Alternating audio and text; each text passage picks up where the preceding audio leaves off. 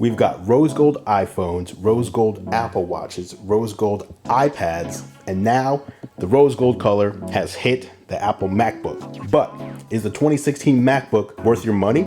Let's find out right now.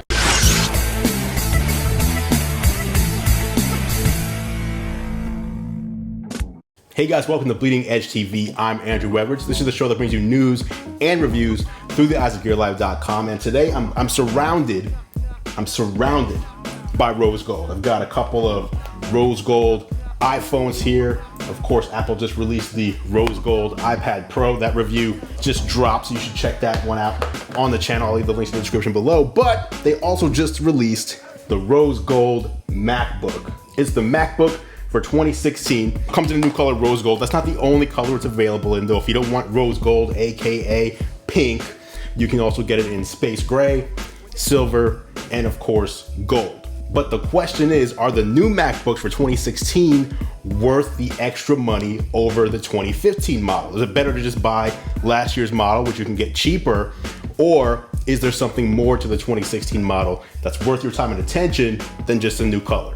That is what we're gonna find out right now. So without any further ado, let's jump in to the MacBook 2016 review. The interesting thing about the 2016 model of MacBook is that a lot of it is pretty much the same. So before we get into the differences, let me just go over what hasn't changed. First, you've got the same 12-inch Retina display with a 2304 by 1440 resolution, which is still one of the best on a notebook, period. It's also got a great 170-degree viewing angle. The new MacBook also still has the one single USB-C port, which is totally fine for me. But if you find yourself needing to plug in multiple things into your notebook on a regular basis, then the MacBook is probably not for you. The keyboard is backlit and uses a butterfly mechanism. It's a switch mechanism that basically just allows the keyboard to fit into the super thin chassis of the MacBook. But what that means is that you don't get a lot of key travel. It took me all of 5 minutes to get used to it last year on the original MacBook, and now it's my keyboard style of choice.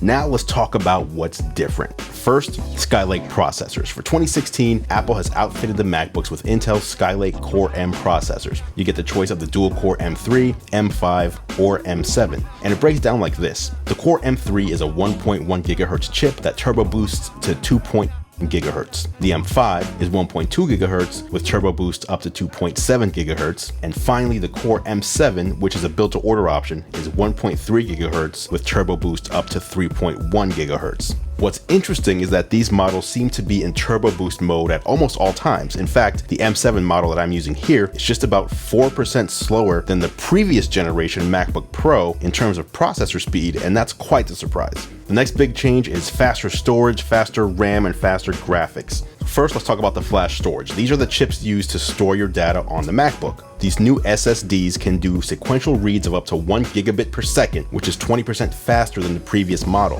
While a 20% read speed gain is great, even more impressive is that write speeds are 90% faster on the 2016 MacBook when compared to its predecessor. That's a big deal and means that when you're using the MacBook to get things done, you won't feel the squeeze. The 2016 MacBook is definitely greater than the sum of its parts. The faster flash storage is paired with faster RAM as well. You still get 8 gigabytes by default, and it clocks in at 1,867 megahertz for the DDR3 RAM, which is an increase from last year's 1,600 megahertz RAM. On top of that, there's also the new Intel HD Graphics 515 chip, which Apple says increases graphics performance by 25%.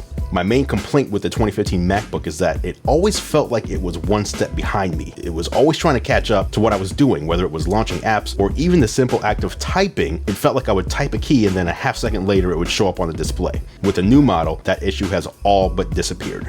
And of course, the other big change obviously here is rose gold. Apple introduced the rose gold hue on the Apple Watch Edition, which was obviously real rose gold. Then it brought rose gold colored aluminum to the iPhone 6S and 6S Plus smartphone line. Shortly after that, it brought rose gold to the Apple Watch Sport. The 9.7-inch iPad brought rose gold to Apple's tablet line. And now with the 2016 MacBook, Apple brings that hue to its computers. From the outside, the 2016 MacBook looks exactly the same as the 2015 version, but with the rose gold color being the only external choice that sets it apart visually, if you want people to know you have the new MacBook, that's one way to do it. Of course, if rose gold isn't your thing, you can also pick up the MacBook in silver, gold, and space gray as well. So the question is, should you buy it?